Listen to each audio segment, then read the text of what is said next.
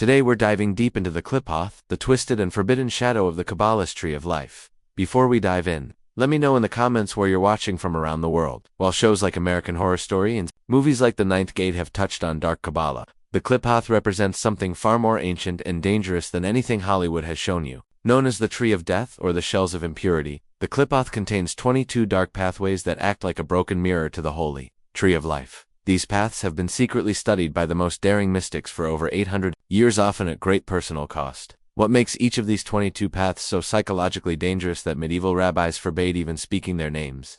How do they take the divine qualities of creation and turn them into tools of destruction? And why did Aleister Crowley himself warn that working with these paths could permanently shatter a person's mind? Join us as we uncover all the mysteries and secrets of the Qliphoth's 22 forbidden paths, the dark side of Kabbalah that most people never hear about. To understand why the Qliphoth is so feared, we need to go back to its origins in medieval Jewish mysticism, and the story is far stranger than most people realize. The concept first appeared in the Zohar, a massive 13th century mystical text that's considered the foundation of Kabbalah. The Zohar was supposedly written by a 2nd century rabbi named Shimon Bar Yochai, but modern scholars believe it was actually created by Moses de Leon in Spain around 1280. But here's what most people don't know. The Zohar doesn't just talk about the beautiful tree of life with its 10 divine spheres called Sephiroth. Hidden within its pages are some of the most terrifying descriptions of spiritual corruption ever written. The text explains that when God created the universe, the process wasn't smooth and perfect like most religions teach. Instead, it was violent and chaotic. The divine light that poured forth was so incredibly intense that the spiritual containers meant to hold it literally exploded.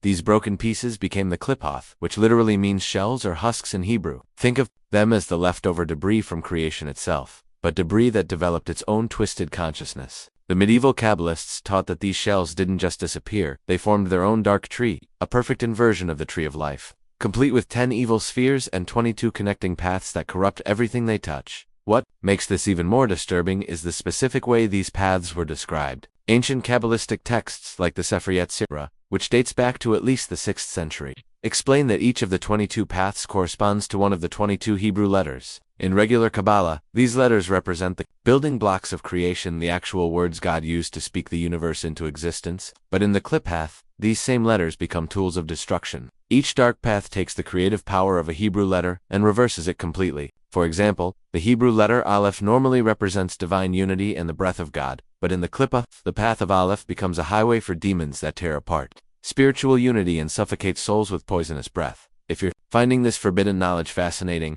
make sure to subscribe for more explorations into the hidden mysteries. The famous Kabbalist Isaac Luria, who lived in the 1500s in Sephiroth, developed this idea into something even more complex and frightening. Luria taught that these 22 dark paths weren't just abstract concepts, but actual spiritual highways that connected 10 specific demon realms. He gave each realm a name and described the particular type of evil that ruled there. The first realm, called Daumiel, was ruled by twin demons who represented the complete opposite of God's unity. The paths leading to and from Daumiel were described as being paved with the bones of failed mystics who had tried to explore them without proper protection. Luria's teachings became known as Lurianic Kabbalah, and they spread like wildfire through Jewish communities across Europe and the Middle East. But here's the really shocking part. Luria claimed he had learned about the Qliphoth not from books, but from direct visions. He said that the prophet Elijah had appeared to him and taken him on spiritual journeys through these dark paths. Luria described seeing cities filled with backwards flowing rivers where the water moved uphill, forests where the trees grew downward into the earth with their roots reaching toward a black sun, and mountains that existed inside out with their peaks pointing toward the center of the earth. He claimed that each of these impossible landscapes represented one of the 22 paths, and that traveling them would teach a person the deepest secrets of evil. But the knowledge didn't stay within Jewish mysticism. When Christian scholars during the Renaissance began studying Kabbalah, they became fascinated by the Qliphoth as well. Men like Giovanni Pico della Mirandola and Johannes Reuchlin wrote extensively about the dark tree, but they made a crucial change. Instead of seeing the Qliphoth as something to avoid, they began to view it as something that could be conquered and used. This idea that you could travel the 22 dark paths and emerge with forbidden knowledge became the foundation for centuries of dangerous magical experimentation. The really unsettling part is how this knowledge spread into modern occultism. When the Hermetic Order of the Golden Dawn formed in London in 1888, they took these ancient Jewish teachings and turned them into a complete magical system. The Golden Dawn's leaders, including Samuel Mathers, William Westcott, and William Woodman, claimed they had received secret documents that contained the complete map of the Qliphoth's 22 paths. These documents, known as the cipher manuscripts, supposedly came from a mysterious German countess, but most scholars now believe they were created by the Golden Dawn members, themselves using information they had gathered from medieval Kabbalistic texts. Members like Aleister Crowley didn't just study the Qliphoth, they actually tried to travel these paths through complex rituals and dangerous meditation techniques. Crowley's personal diaries, which weren't published until decades after his death, contained detailed descriptions of his attempts to explore what he called the tunnels of Set, his name for the 22 dark paths. He wrote that working with just 3 of these paths had given him visions so terrifying that he couldn't sleep for weeks. He described seeing cities filled with screaming souls, meeting entities that claimed to be the broken fragments of God himself, and experiencing what he called the complete dissolution of everything I had ever believed about the nature of reality. But here's what's truly unsettling about Crowley's experiences. He also admitted that these terrifying journeys had taught him things about human nature and the universe that he could never have learned any other way. He claimed that by traveling the dark paths, he had gained the ability to see through the lies that most spiritual traditions tell about the nature of good and evil. He wrote that the Qliphoth had shown him that creation and destruction are the same force, just viewed from different angles, and that understanding this truth was the key to real magical power. This is why the Qliphoth became known as the most dangerous shortcut to forbidden knowledge in all of Western occultism, and why even today, serious practitioners warn that the 22 paths should never be explored without years of preparation, and the guidance of someone who has survived the journey themselves. Now that we understand the terrifying history behind the Qliphoth, let's explore what these 22 paths actually look like and how they manifest in the spiritual realm. Unlike the bright, golden pathways of the regular tree of life that mystics describe as being filled with divine light, the Qliphothic paths appear as twisted corridors that seem to exist in a state of permanent decay. According to detailed accounts from practitioners who have survived journeys along these paths, each one has its own distinct and disturbing appearance that reflects the particular type of corruption it represents. The overall structure of these paths creates what occultists call the inverse lightning flash. While the tree of life shows divine energy flowing downward from the highest spiritual realm to our physical world, the Qliphothic paths show energy moving in the opposite direction, pulling everything upward toward a void that consumes rather than creates. Imagine 22 dark tunnels connecting 10 spheres of pure corruption. But these aren't ordinary tunnels. Medieval Kabbalists described them as being made from what they called coagulated spiritual poison, a substance that looks like black glass, but constantly shifts and moves like it's alive. Each of the 22 paths corresponds to one of the Hebrew letters, just like in regular Kabbalah, but the letters appear backwards, upside down, or completely shattered along these dark routes. The first path, corresponding to the Hebrew letter Aleph, appears as a corridor filled with suffocating, black smoke where the walls are covered in mirror, fragments that show the traveler's worst fears instead of their reflection. The path of Beth, which should represent divine dwelling, manifests as a series of empty houses with doors that open onto bottomless pits. Practitioners report that walking these paths feels like moving through a world where all the natural laws have been reversed. Gravity pulls in random directions, time moves backwards and forwards simultaneously, and colors have sounds while sounds have physical weight. What makes these manifestations even more disturbing is that each path is guarded by what Kabbalists call adverse angels or shells of the broken vessels. These aren't the demons that most people imagine. They're described as beings that were once part of the divine creation but became twisted when the spiritual containers shattered during the original act of creation. The guardian of the Aleph path, for instance, appears as an angel whose wings are made of shattered glass and whose song causes anyone who hears it to forget their own name. The Beth path is guarded by a creature that looks like a beautiful house from the outside, but when you try to enter, you discover it's actually a massive mouth filled with teeth made of broken mirrors. The most experienced practitioners warn that these paths don't just exist as static spiritual highways, they actively try to trap anyone who enters them. The paths themselves seem to be alive and hungry, constantly shifting their appearance to lure travelers deeper into their corrupted domain. Samuel Mathers, one of the founders of the Golden Dawn, wrote in his private notes that the paths remake themselves according to the deepest wounds in the traveler's soul. This means that two different people walking the same Qliphothic path might have completely different experiences, because the path will manifest whatever spiritual poison is most likely to destroy that particular individual. The physical sensations of traveling these paths are equally disturbing. Unlike regular mystical experiences, where practitioners report feelings of peace, love, and connection to the divine, those who journey along the Qliphothic paths describe sensations that seem designed to break down the human psyche. Travelers report feeling their skin crawling with invisible insects, tasting copper and sulfur in their mouths, hearing the sound of their own voices calling to them from empty spaces, and experiencing sudden drops in temperature that make their breath visible even in warm rooms. Some practitioners have reported that after spending time on certain paths, they temporarily lost the ability to see certain colors or hear certain musical notes, as if parts of their sensory experience had been permanently damaged.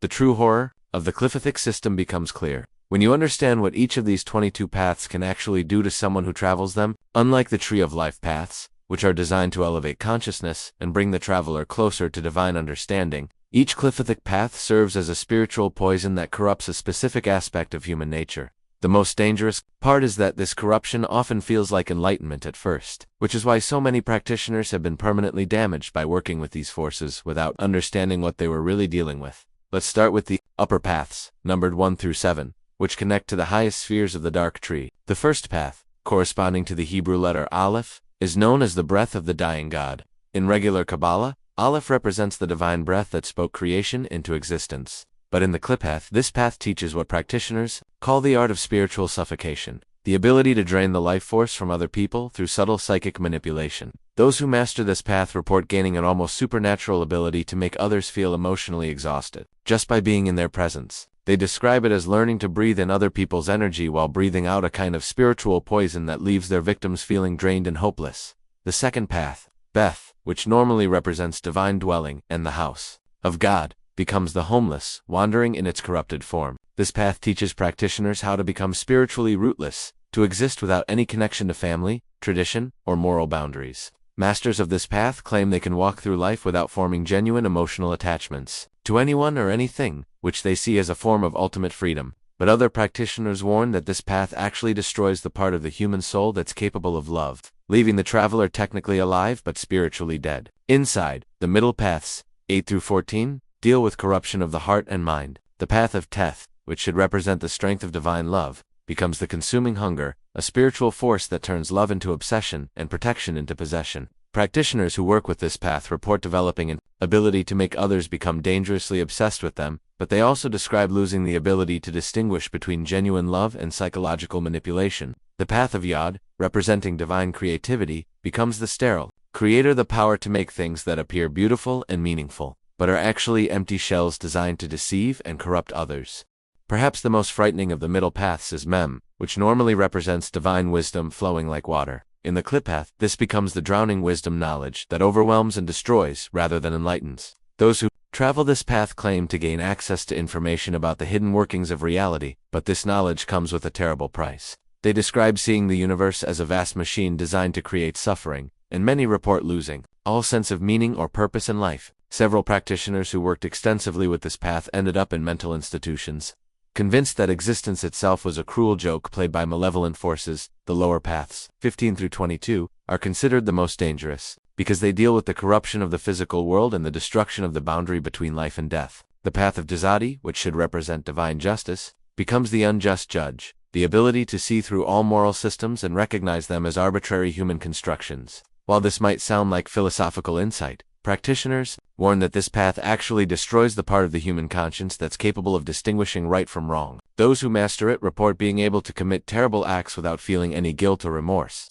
because they've learned to see morality itself as an illusion. The final path, Toph, which normally represents divine completion and the seal of creation, becomes the unmaking seal in its corrupted form. This path allegedly teaches practitioners how to reverse the process of creation itself, not just in their own lives, but in the lives of others. Masters of this path claim they can cause relationships to fall apart, businesses to fail, and even healthy people to become sick, simply by focusing their will in specific ways. They describe it as learning to unweave the fabric of reality itself, pulling apart the threads that hold the world together. What makes all of these powers so seductive is that they work. Practitioners consistently report that the techniques they learn from the Qliphothic paths are far more effective than anything they've encountered in regular magical traditions. The catch is that using these powers fundamentally changes the person wielding them. Every practitioner who has worked extensively with the 22 paths reports the same phenomenon. They gradually lose the ability to experience normal human emotions like joy, compassion, and genuine love. They become increasingly isolated from other people, not because others reject them,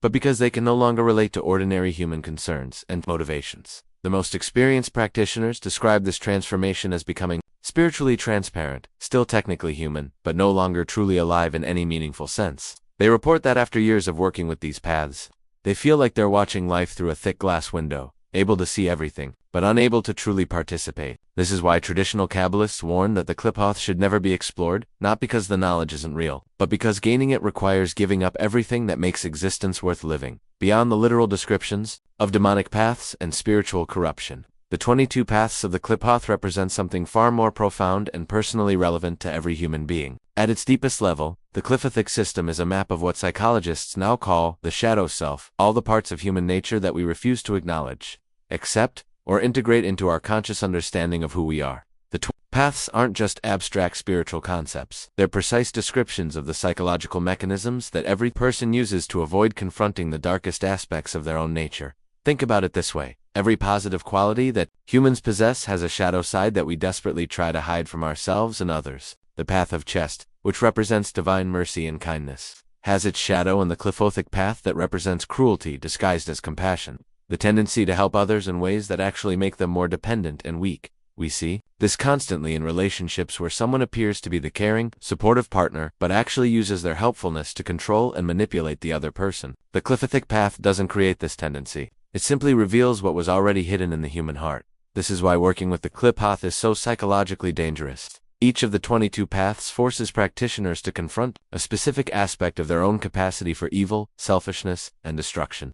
The path of Sephiroth, which normally represents beauty and harmony, has its shadow in the compulsive need to destroy anything genuinely beautiful because it makes us feel inadequate by comparison. How many people have you known who seem to specialize in finding flaws in everything good that happens to others? The Qliphothic interpretation suggests that this isn't just petty jealousy. It's a fundamental aspect of human nature that most people never consciously acknowledge. What makes this shadow work so terrifying is that it reveals the extent to which our normal socially acceptable behavior is actually motivated by these hidden dark impulses. The person who's always giving advice to others might be unconsciously feeding off their problems because it makes them feel superior and needed. The individual who's constantly fighting for social justice might actually be addicted to the feeling of moral superiority that comes from condemning others. The Qliphoth suggests that until we honestly confront these shadow motivations, all of our attempts at goodness and spiritual growth are contaminated by the very evil we're trying to overcome. This connects directly to what Carl Jung called the process of shadow integration, the psychological work of acknowledging and accepting the dark aspects of our personality instead of projecting them onto other people. Jung warned that individuals who refuse to face their own capacity for evil will inevitably end up acting out this evil in unconscious ways, often while convinced they're doing good. The 22 Qliphothic paths provide a systematic method for confronting each aspect of the shadow self, but the price is having to give up the comfortable illusions we maintain about our own moral purity. The real danger isn't that the Qliphoth will turn good people evil, it's that it will force people to recognize that the distinction between good and evil isn't as clear-cut as they want to believe. Each path reveals how every virtue contains the seed of its corresponding vice, and how every noble motivation is mixed with selfish desires that we refuse to acknowledge. This is why many practitioners report feeling spiritually homeless after working with these paths. They can no longer find comfort in simple moral categories or conventional religious teachings that divide the world into clear opposites.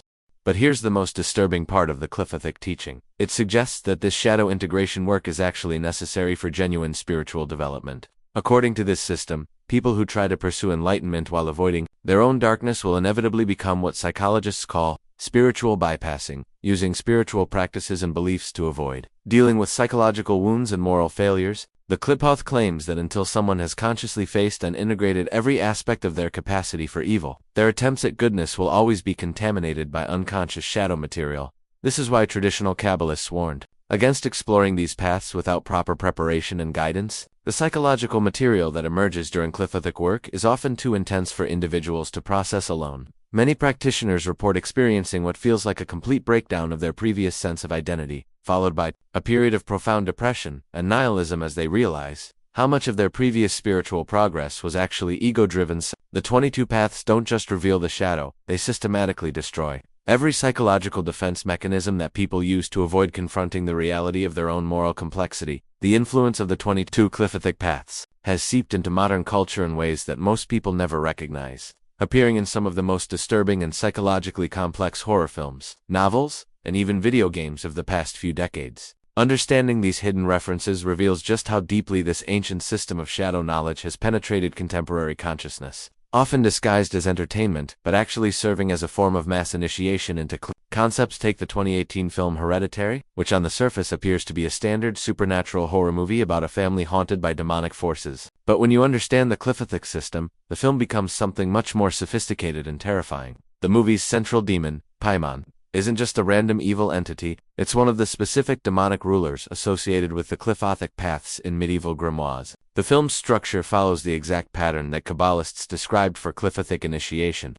the gradual breakdown of family bonds, the corruption of innocent love into possessive obsession, and the final revelation that what appeared to be random tragedy was actually a carefully orchestrated spiritual transformation. The really unsettling part is how the film presents this process as both horrifying and inevitable. The family members aren't victims of external evil. They're being forced to confront shadow aspects of their own nature that they've spent years trying to hide. The mother's art therapy becomes a form of unconscious ritual magic. The father's rational skepticism becomes willful blindness to obvious spiritual realities, and the teenage son's guilt over his sister's death becomes a pathway for demonic possession. Each character represents a different stage of Qliphothic initiation, and their ultimate fate suggests that confronting the shadow self might be necessary for spiritual evolution, even if the process destroys everything we previously believed about ourselves. This same pattern appears in the HBO series True Detective, particularly the first season's exploration of what the characters call the Yellow King and Kark. These aren't just random occult references, they're direct allusions to the Qliphothic's concept of inverse spiritual hierarchies, where traditional good and evil are revealed to be arbitrary human constructions. The show's central insight is that the detectives' investigation of external evil forces them to confront the corruption within their own souls. By the end of the season, both main characters have been fundamentally changed by their contact with these dark forces, gaining a kind of terrible wisdom about human nature that they can never unlearn. The video game series Silent Hill provides perhaps the most accurate representation of what practitioners describe as the experience of traveling the Qliphothic paths. Each game places the protagonist in a nightmarish alternate reality that shifts and changes based on their own psychological wounds and hidden guilt. The monsters they encounter aren't external threats, they're manifestations of their own repressed trauma and shadow material. The town of Silent Hill itself functions like a Qliphothic path, forcing visitors to confront aspects of themselves that they've spent their entire lives trying to avoid. Players report that the games create a genuinely unsettling psychological experience that lingers long after they've stopped playing, which matches exactly what historical practitioners described about working with the dark paths. But the most sophisticated modern treatment of Qliphothic themes appears in the work of author Thomas Ligotti, whose short stories have influenced everything from True Detective to the films of David Lynch. Ligotti's fiction consistently explores what he calls the conspiracy against the human race, the idea that consciousness itself is a kind of cosmic mistake that creates unnecessary suffering. His stories suggest that most human activities are elaborate defense mechanisms designed to avoid confronting the fundamental meaninglessness of existence. This perspective matches almost exactly what advanced practitioners of the paths report, discovering that ordinary human life is largely based on comfortable illusions that dissolve when exposed to deeper spiritual realities. What makes these modern cultural expressions so significant is that they're reaching audiences who have no conscious knowledge of Kabbalistic tradition, yet they're producing the same psychological effects that medieval mystics attributed to Qliphothic work. People who immerse themselves deeply in these films, shows, and games often report experiencing what they describe as existential dread, or spiritual crisis, a sudden questioning of everything they previously believed about the nature of reality and their place in it. Mental health professionals have noted an increase in what they call media-induced spiritual emergency among people who become obsessed with this type of content. The really disturbing part is how these modern works seem to be serving as a form of mass preparation for more direct contact with Qliphothic concepts. Social media platforms are filled with young people who have been drawn to chaos magic, left-hand path, spirituality, and other forms of shadow work after exposure to these cultural references. Many report that the fictional depictions felt more psychologically authentic than anything they'd encountered in traditional religious or spiritual contexts. They describe feeling like these movies and shows were speaking directly to aspects of their inner experience that they'd never been able to articulate before. This cultural phenomenon suggests that the 22 paths of the Qliphoth aren't just historical curiosities, they're archetypal patterns that continue to emerge in human consciousness, regardless of whether people have conscious knowledge of the traditional system. The fact that these themes keep appearing in modern entertainment, often created by artists who claim no direct knowledge of Kabbalistic tradition, suggests that the Qliphothic paths represent fundamental aspects of human psychological experience that demand expression in every era. The most concerning aspect of this cultural influence is how it's normalizing concepts that traditional practitioners warned should only be approached with extreme caution and proper preparation. When someone watches Hereditary or plays Silent Hill, they're being exposed to genuine Qliphothic concepts without any of the psychological safeguards that historical practitioners developed to protect themselves during this work. The result is that millions of people are having their first contact with these ancient shadow teachings through entertainment media that presents them as fiction, which may actually make the psychological impact more powerful because it bypasses conscious resistance. As we reach the end of our journey through the 22 paths of the Qliphoth, we're left with a profound and unsettling realization about the nature of human consciousness and spiritual development. These ancient Kabbalistic teachings reveal something that modern psychology is only beginning to understand, that the path to genuine self-knowledge requires confronting aspects of our nature that we would prefer to keep hidden, not just from others, but from ourselves. The 22 paths represent more than just an abstract spiritual system or a collection of medieval superstitions. They provide a detailed map of the human shadow, showing us exactly how our noblest impulses become corrupted when we refuse to acknowledge their dark counterparts. Every act of love contains the potential for possessive control. Every desire for justice harbors the seed of cruel revenge. And every attempt at spiritual transcendence carries the risk of spiritual pride that separates us from genuine human connection. What makes the Qliphothic teaching so challenging for modern people is that it refuses to offer the comfortable moral certainties that we crave. It suggests that the real spiritual work isn't about becoming a better person in any conventional sense, but about developing the courage to see ourselves as we actually are, complex beings, capable of both profound love and shocking cruelty, often motivated by unconscious drives that we spend most of our lives trying to deny or rationalize away. This connects to the deepest fears that every human being carries. The fear that if other people really knew what goes on in our minds, they would be horrified and reject us completely. The Qliphoth suggests that this fear is actually a form of wisdom, because it recognizes something true about human nature that most spiritual traditions encourage us to ignore. The shadow aspects of our personality aren't flaws to be eliminated. They are integral parts of who we are that must be consciously integrated if we want to achieve any kind of authentic wholeness. But perhaps the most disturbing insight offered by the 22 paths is the suggestion that avoiding this shadow work doesn't make us safer or more moral. It actually makes us more dangerous to ourselves and others. When we refuse to consciously acknowledge our capacity for selfishness, manipulation, and cruelty, these qualities don't disappear. Instead, they operate unconsciously, influencing our behavior in ways that we can't recognize or control. The person who insists they never feel jealous will find ways to undermine others' success without admitting what they're doing. The individual who claims to be motivated purely by love will use that love as a weapon to control and guilt others. The Qliphothic paths suggest that until we develop the psychological strength to face these uncomfortable truths about ourselves, our attempts at goodness will always be contaminated by the very darkness we're trying to avoid. This is why the ancient Kabbalists warned that this knowledge was dangerous, not because it would corrupt good people, but because it would force them to give up the comfortable illusions that most humans use to maintain their sense of moral superiority and spiritual progress. In our modern world, where we're constantly bombarded with messages about self-improvement and positive thinking, the Qliphothic perspective offers a radically different approach to personal development. It suggests that the real work isn't about becoming better, but about becoming more honest. It's about developing the courage to acknowledge the full spectrum of human nature within ourselves, without either condemning it or celebrating it, but simply accepting it as part of the complex reality of being human. This ancient system of shadow knowledge reminds us that the journey toward authentic self-understanding has always required traveling through darkness before reaching any genuine light. The 22 paths of the Qliphoth represent that necessary darkness, not as something to be avoided, but as something to be consciously entered, explored, and ultimately integrated into a more complete understanding of what it means to be human in all our terrible and beautiful complexity. If you've made it this far into our exploration of the Qliphoth's 22 forbidden paths, you're clearly someone who isn't afraid to confront the deeper mysteries of human consciousness and spiritual reality. The knowledge we've shared today represents centuries of dangerous experimentation by some of history's most daring mystics. And understanding it puts you in contact with forces that most people spend their entire lives trying to avoid. This is exactly the kind of hidden wisdom that Gnostic Gateway exists to explore. While mainstream spiritual content focuses on light and love and positive thinking, we dive deep into the shadow territories that reveal the more complex and challenging truths about consciousness, reality, and the human condition. If you're hungry for more forbidden knowledge, whether it's the secret teachings of ancient Gnosticism, the hidden meanings behind religious symbols, or the practical techniques that mystics have used throughout history to pierce the veil of ordinary reality, then this channel is your gateway to understanding. Make sure to hit that subscribe button and ring the notification bell, because we're just getting started with our exploration of the dark side of spirituality. Coming up, we'll be investigating the 7 levels of hell in Dante's Inferno and how they correspond to actual stages of consciousness. Exploring the banned books of the early Christian church that reveal what they didn't want you to know about Jesus' real teachings, and diving into the secret practices of medieval alchemists who claim to have discovered the formula for transmuting human consciousness itself.